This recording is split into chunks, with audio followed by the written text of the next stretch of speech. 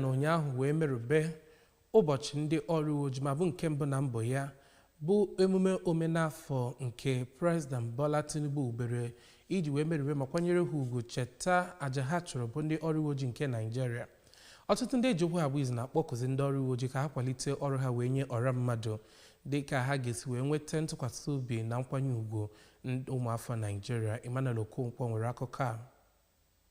Otu onye eji okwu ya agba izu n'Ọka bụ Ọzọchi Ijemodilim, onye toro nnọọ mbọ dị iche iche ndị uwe ojii na-agba na Nigeria iji wee hụ na e nwere ezi nchekwa ndụ na akụnụba n'obodo a bụ Nigeria, kwuru na ịbụ onye uwe ojii ọkachasị n'oge ugbu a na Nigeria ndị mmadụ na-ahụta ndị uwe ojii dịka ndị a na-aya n'obodo. Kpọkuru nnọọ ndị uwe ojii ka abụ ndị ga-agbanyesi ike hụ na ha na-alụ ọrụ ha otu o si wee kwesị ekwesị iji wee mee ka ndị mmadụ malite ịga n'ihu n'ịtụkwasị ha obi n'oge ugbu a. Onye ji ọkwa President General nke obodo Urumani Ike dị n'Ọka North bụ Sir Felix Oranye toro nnọọ mbọ dị iche iche kọmishọna na-ahụ maka ndị uwe ojii na Anambra steeti bụ Maazị Ikoye Orutugu na-agba iji wee hụ na e nwere ezi nchekwa ndụ na akụnụba na Anambra steeti ma kwue na ọ dị nnọọ mkpa na a ga na-enye ndị uwe ojii ọzụzụ ọkachasị otu ha ga-esi na-eneba anya n'ihe ọbụla tupu ha lụọ ọrụ a na-atụ anya n'aka ha. N'aka nke ya, onye ji ọkwa onye ozisi ozi nke ndị uwe ojii na Anambra steeti bụ Maazị Tochukwu Ikenga, onye kenere nnọọ President Tinubu maka mbọ dị iche iche ọ gbara ịhụ na eguzobe ya bụ ụbọchị ichete ndị uwe ojii na mbọ ha na-agba na Nigeria iji wee hụ na udo na agamniru na nchekwa ndụ na akụnụba bụ ihe dị n'obodo a bụ Nigeria. Kwuo na ndị uwe ojii Anambra steeti na-agbanyesi nnọọ ike ịhụ na eweta ezi nchekwa n'obodo a bụ Anambra, ebe ọ kweziri nkwa na ha na-agbanyesi ike ịhụ na ha ga na-alụ ọrụ ha otu ndị Anambra si atụ anya n'aka ha. Site n'Ọka, abụ m Emmanuel Okonkwo.